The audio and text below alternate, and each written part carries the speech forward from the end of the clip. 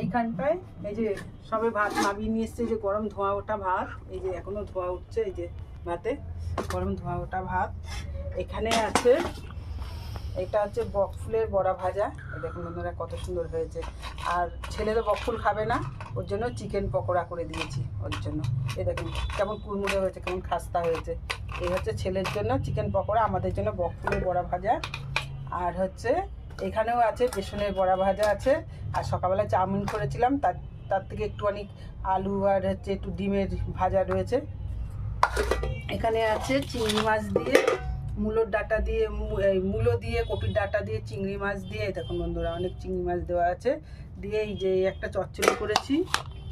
আর এইখানে আছে, হ্যাঁ, আর এখানে আছে দেখুন বন্ধুরা ডাঁটা দিয়ে, আলু দিয়ে, বেগুন দিয়ে একটা মাছের ঝাল করেছি, হচ্ছে এটা তরকারি করেছি, এটা হচ্ছে সিলভার কাপ মাছ। আর সবশেষে এইখানে